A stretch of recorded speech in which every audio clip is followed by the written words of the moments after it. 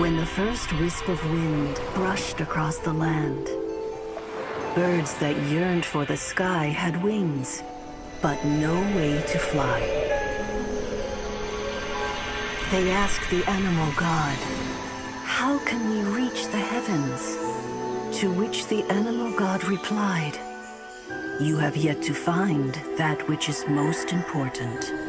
As the god spoke, the wind thrust the seeds of a dandelion high into the sky. The birds thrust out their wings, but the breeze was all too mild, leaving them to stumble across the earth. So they went to the gorge, where the wind showed off its wild and incomparable strength.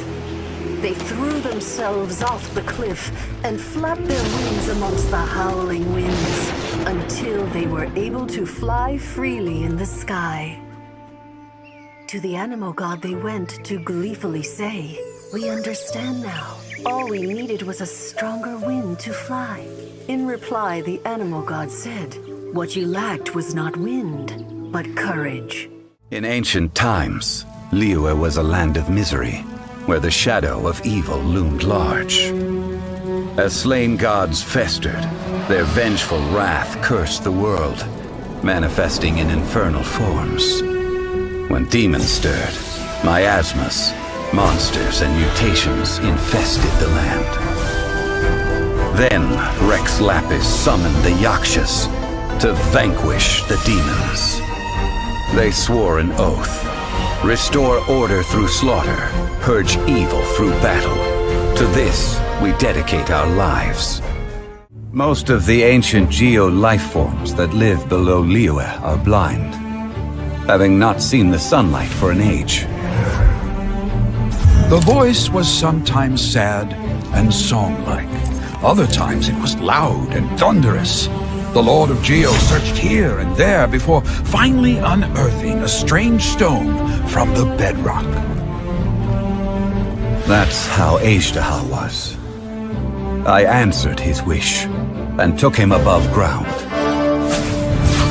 The Lord of Geo took pity on the rock spirit and carved it into a magnificent work of craftsmanship, a vivid representation of a dragon. I bestowed him with a pair of eyes to see the world and came to an agreement with him. With his fingers, he made 2 eyes, quicker than words could tell. Lightning flashed and thunder roared, and a living, breathing dragon soared into the clouds. I agreed to let him live among the people above ground.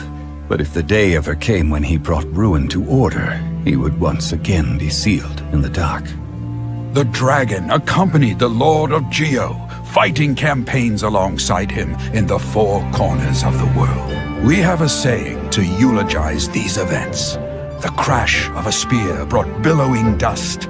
The mountains and waters made way at the sound. The sight of a dragon bestowed with a touch the promise of rainwater blessing the ground. I told him it can only be witnessed when divine punishment is administered. It is the pinnacle of the Raiden Shogun's skill, a symbol of ultimate power. But he replied, there must be one who can withstand it. There will always be those who dare to brave the lightning's glow. Then, the Vision Hunt decree arrived. People's aspirations were stripped away as the Raiden Shogun began to construct her ideal of eternity. While I was fleeing from place to place, I heard that my friend had challenged the Vision Hunters to a duel before the throne. A solemn yet brutal challenge. The defeated face divine punishment, while the victors gain a second chance. Perhaps he thought he of all people should make a stand. Coming face to face with the Musono Hitotachi was all that he truly desired, after all. When I arrived at Tenshukaku, the duel was over. I heard his sentence of divine punishment, his severed blade hitting the ground. Perhaps that was the glory he had yearned to witness.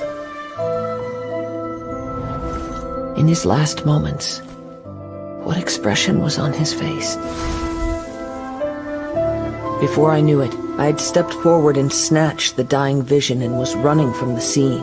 All I knew was that I mustn't let his hope, which burned so brightly, become buried among the ice-cold statue of a god.